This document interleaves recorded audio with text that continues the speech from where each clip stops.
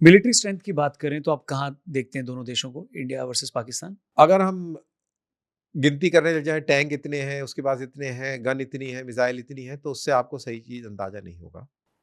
Military to military जो लड़ाई है उसका पूरा परिप्रेक्ष्य चेंज हो गया है, उसकी पर्सपेक्टिव पूरी तरह चेंज हो गई है। ठीक है। अब टेक्नोलॉजी और डिसरप्शन का ज़माना है।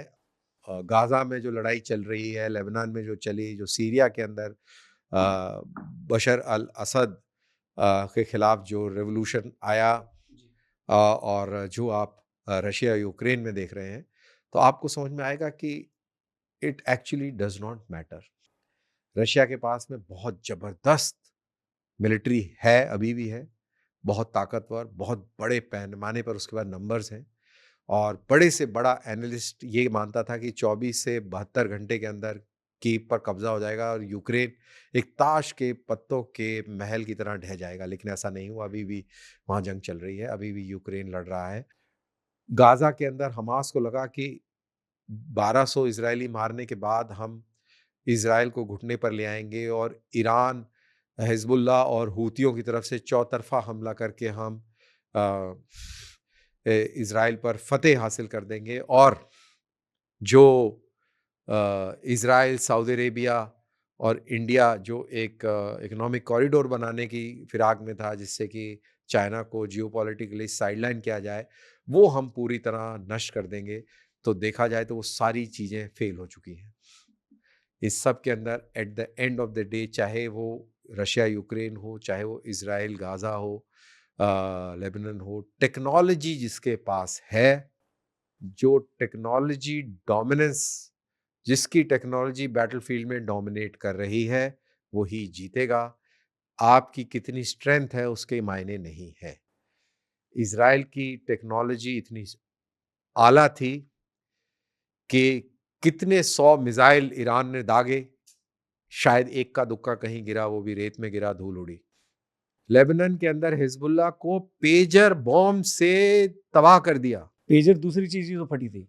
आप समझ रहे हैं? तो ये टेक्नोलॉजी है। तो टेक्नोलॉजी के हिसाब से बात करूंगा। जब आप इंडिया और पाकिस्तान की तुलना करते हैं, तो भारत के पास इतनी टेक्नोलॉजी है, इतनी सलाहियत रखता है, थ्योरेटिकली एटलीस्ट रखता है।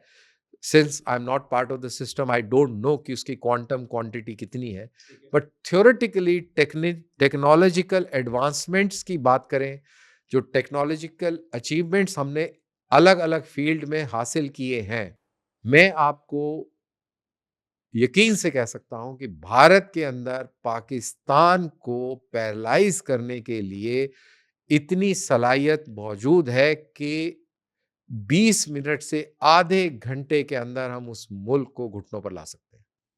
और इसको अगर मैं थोड़ा और क्वालिफाई कर दूं कि उसको घुटनों पर ला सकते हैं न्यूक्लियर बम से नहीं, बहुत ही प्रिसाइज टेक्नोलॉजी का इस्तेमाल करते हुए, विदाउट हैवी कोलैटरल डैमेज। इतनी काबिलियत हम में है, ऐसा मेरा मानना है। क्योंकि मैं मिलिट्री टेक्नोलॉजी को भी फॉलो करता हूँ, मिलिट्री स्ट्रैटेजी को भी फॉलो करता हूँ, और मेरा यही काम है, हर हफ्ते मैं यही करता हूँ। डिफेंस डायनामिक्स डिफेंस डायनेमिक्स में इसी डीडी पे आता है, बहुत ही पॉपुलर है। और मुझे ऐसा लग रहा है जिसमें जो आप इन्फॉर्मेशन देते हैं, मुझे लगता है पड़ोसी मुल्क आपको ज़्यादा देखता होगा। हाँ, पड़ोसी मुल्क बहुत देखता है। पाकिस्तान की व्यूअरशिप बड़ी ज़बरदस्त है, और वेस्टर्न कंट्रीज़ भी बहुत देखते हैं, अमेरिका, यूके और ऑस्ट्रेलिया। क्योंकि हमारी जो बात है वो ज़्यादा बात होती नहीं है। हमारे यहाँ तो लफ़बाज़ी ज़्यादा होती है, जो काम की बात होती है वो तो कहीं होती नहीं है। और इंडिया के अंदर वो मिलिट्री वाला है नहीं। आप वेस्टर्न कंट्री में जाइए, मिलिट्री चैनल्स हैं, by the way, correct. Fully dedicated military channels हैं।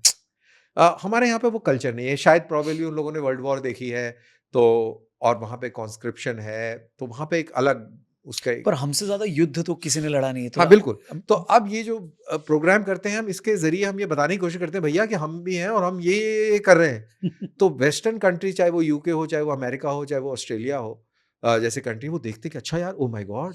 Oh my God! You know. Right. और पाकिस्तानी देखते हैं कि ओबे तेरी! अबे साले! ये क्या? अबे नहीं, नहीं यार, झूठ बोल रहा है, झूठ बोल रहा है, ऐसे नहीं हो सकता। क्योंकि नीचे कमेंट में बोलते हैं ना, बकवास कर रहा है, झूठ बोल रहा है, झूठ बोल रहा है, ये झूठ बोल रहा है। बांग्लादेशी भी कूद जाते हैं, बांग्लादेशी भी देखते हैं। उसमें बांग्लादेश वालों का जो एनालिटिक्स है, उसमें उनका भी ग्राफ आता है छोटा-सा, वो भी देख रहे होते हैं। So that's the beauty. So मेरे को बड़ा मज़ा आता है डिफेंस डायनेमिक्स करने में, क्योंकि मैं देश की बात करता हूँ, देश की काबिलियत की बात करता हूँ, और उसी दम से और उसी जानकारी और उसी नॉलेज से मेरे को ये लगता है कि हमारे पास इतनी काबिलियत है, जी। सलाहियत है कि हम उस मुल्क को 20 मिनट से आधे घंटे के अंदर घुटनों पर ला सकते हैं।